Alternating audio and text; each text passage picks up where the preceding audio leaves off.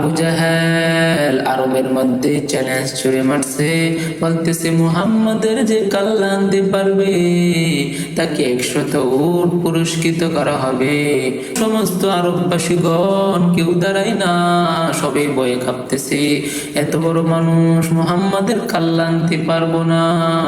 হযরত ওমর বীর পুরুষের মধ্যে দাঁড়াইয়া বলতেছে, আবু জাহেল আমি মুহাম্মাদের কাল্লা আনতে পারবো। তুমি যদি পারো মুহাম্মাদের কাল্লা আনতে, আমি তোমাকে 100 উট পুরস্কৃত করব।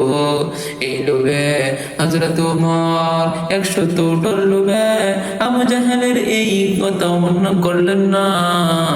ভেবে দেখলেন আমি 100 উট পুরস্কৃত হব, আমি 100 উট পাবো, আমি কত ধনী হয়ে যাব। এই লোভে হযরত ওমর রাঙ্গা তলোয়ার নিয়ে দৌড়ায়। বানু সাদ গোত্রের একজন লোকের সাথে সাক্ষাৎ হয়, ডাক দিয়ে বলে, ওমর কোথায় যাও? রাঙ্গা তলোয়ার নিয়ে বলে, মুহাম্মাদের কাল্লা আনতে যায়। তখন ওই লোকটা বলতেছে, ওমর তুমি মুহাম্মাদের কাল্লা আনবা পরে, আগে তোমার বোন এবং তোমার ভগ্নিপতি মুহাম্মাদের আদর্শে কালিমা পড়ে মুসলমান হয়ে গেছে, আগে তোমার ঘর সামলাও। কাটা গায়ে লবণের সিটা। হযরত ওমর এই কথা শুনে বরদাস্ত করলেন না, নিজেকে কন্ট্রোল করতে পারলেন না, নিজের ব্যালেন্স ঠিক রাখতে পারলেন না। তখন মুহাম্মাদের রাস্তা ছেড়ে তার বাড়ির রাস্তায় ফিরেছে। ধরতে ধরতে তার বোনের ঘরের সামনে হাজির, ডাক দিয়ে বলে, বোন তুই নাকি মুহাম্মাদের আদর্শে কালিমা পড়েছস, দরজা খোল। বোন দরজা খুলে না। হযরত ওমর বাহির থেকে হুঙ্কার দেয়, বোন যদি দরজা না খোলো দরজা ভেঙে ফেলবো। দরজা খুলে দেওয়া হলো। হযরত ওমর ভিতরে ঢুকলেন, গিয়ে দেখে তার বোন একটা কাঠের মধ্যে কি যেন পড়তেছে এলাকা তোহা মা আনজালনা আলাইকাল কুরআন লিতাশকা ইল্লা তাযকিরাতাল লিমান ইয়াখশা। হযরত ওমর যখন শুনতেছে, শোনার পর ডাক দিয়ে বলে, বোন তোর হাতে কি, তুই নাকি কালিমা পড়েছি?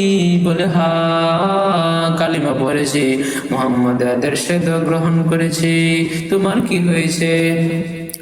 হযরত ওমর এই কথা শুনে মুরগি মার দূর করতে আরম্ভ করলো। বোনের শরীর থেকে রক্ত প্রবাহিত হইতেছে। হযরত ওমর শরীরে যত শক্তি আছে সমস্ত শক্তি একত্রিত করে বোনকে মারতে আরম্ভ করলো। হযরত ওমর যখন বোনকে মারতে আরম্ভ করলো, বোন ডাক দিয়ে বলে, ভাই আমাকে যদি মারতে মারতে দুনিয়া থেকে বিদায় করেও দেও, আমি মুহাম্মাদের আদর্শ ছাড়ব না। তখন হযরত ওমর বলতেছে, না কিস্তু অন্যঠা, এভাবে বোনকে সামলানো যাবে না। তখন বোন সাথে সাথে জবাব দিছে, ভাই তুমি যতই চেষ্টা করো মুহাম্মাদের ধর্ম আমি ছাড়ব না। তখন বলতেছে, বোন রে তুই কি পড়িস আমার হাতে দাও, একটু আমি পড়ে নেই, দেখি তুমি কোন গ্রন্থ পড়ে কালিমা মুহাম্মাদের ধর্ম গ্রহণ করেছ। বোন ডাক দিয়ে বলে, ভাই তুমি নাপাক, ইন্নাহু আবিস্তু নাপাক, তুমি গোসল করে আসো, গোসল করলেই পড়তে পারবা, নাপাক অবস্থায় কোরআন ধরা যাবে না। হযরত ওমর ধরতে শুরু করলেন। যখন গোসল করে আসলেন, হযরত ওমরের বোন ওমরের হাতে যখন কোরআন তুলে দিলেন, ওমর পড়তে শুরু করলো, তোহা মা আনজালনা আলাইকাল কুরআন লিতাশকা ইল্লা তাযকিরাতাল লিমান ইয়াখশা তানজিলাম মিম্মান খালাকাল আরদা ওয়াস সামাওয়াতিল উলা। হযরত ওমর যখন সূরা তোহা পড়তেছে, ওমরের চোখ দিয়ে বেয়ে বেয়ে মাটিতে পানি পড়তেছে, চোখের পানি ফুটে পড়তেছে, ওমর ঝরঝর করে কাঁদতেছে। হযরত ওমর ওমর বোনকে ডাক দিয়ে বলতেছে, বোন ও যা পড়েছো, আমার মনটা মানতেছে না, তোমার নবী মোহাম্মদ কোথায়, আমাকে মোহাম্মদের কাছে নিয়ে যাও। তখন বলতেছে, ভাই মোহাম্মদকে হত্যা করার জন্য এসেছো নাকি? বলতেছে, হ্যাঁ এসেছিলাম, কিন্তু এখন আর হত্যা করবো না, আল্লাহ আমাকে ফিরাইয়া দিছে, ইসলামের পথে কবুল করে নিয়েছে। হযরত ওমর রাঙ্গা তলোয়ার নিয়ে যখন মুহাম্মদকে আরববাসীর মধ্যে খুঁজতে আরম্ভ করলো, এমন সময় ডাক দিয়ে বলে, আরে আরববাসীরা, মুহাম্মদ গুদা আমাকে দেখাইয়া দাও, গুহাটা দেখাইয়া দাও।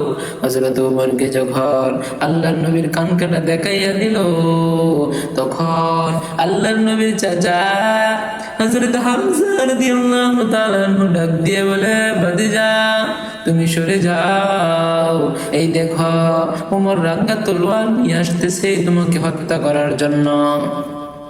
আল্লাহর নবী ডাক দিয়ে বলে, চাচা, ও চাচা আপনি সরে যান, আমি ওই যে তাহাজ্জুদের সময় সিজদায় পড়ে আল্লাহর দরবারে কেঁদেছি, আমার মনে হয় আজকে আমার ওই দোটাই কবুল হতে চলেছে। আল্লাহু আকবার। আল্লাহর নবী ডাক দিয়ে বলে, চাচা আপনি সরে যান, হযরত ওমরকে আসতে দেন।